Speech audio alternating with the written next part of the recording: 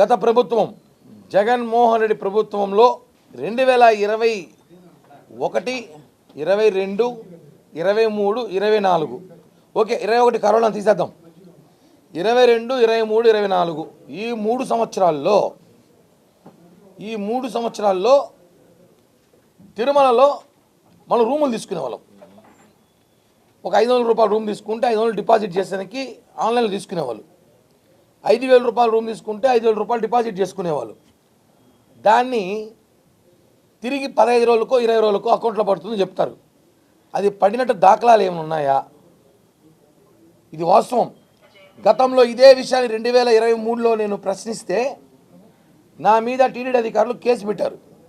TTD డబ్బులు, భక్తుల డబ్బులు కొట్టేస్తున్నారు రూముల పేరుతో, అది పెద్ద స్కాము, డబ్బులు ఆడికి పోతా ఉందని అడిగితే ఆ రోజు ఉన్న ప్రభుత్వంలో ధర్మారెడ్డి కానివ్వండి, అక్కడున్న అధికారులు కానివ్వండి నా మీద 1 టౌన్లో 2 టౌన్లో కేసు కట్టినారు. ఏ టౌన్లో తెలియదు, ఎందుకంటే చాలా కేసులు కట్టారు కాబట్టి గుర్తులే. కేసు కట్టారు నా మీద, పిలిపించి స్టేషన్ బెయిల్ ఇచ్చి పంపించారు.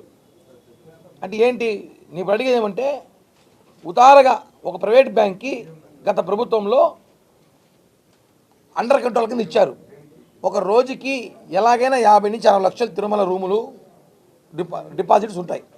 దాన్ని 10 రోజులకి వాడుకుంటారు. 10 రోజులకో 15 రోజులకు వాడుకొని అకౌంట్లోకి వస్తుంది అంటారు. ఎవరైనా సరే, ఇక్కడ మీడియా మిత్రులు చాలామంది రూములు తీసుకున్నారు. ఎవరికైనా అకౌంట్లో వచ్చిన దాఖలాలు ఉన్నాయా? ఎక్కడో 10 మందిలో ఒకరికి వచ్చేది, 9 మందికి ఎగ్గొట్టేవాళ్ళు.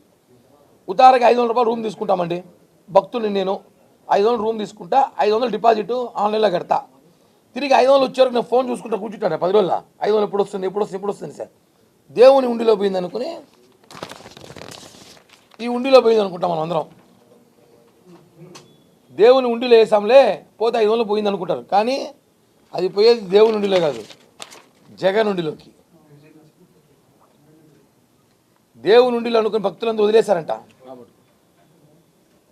జగన్ ఉండిలోకి పోయిందంతా. దీని మీద విచారణ కోరుతున్నాము.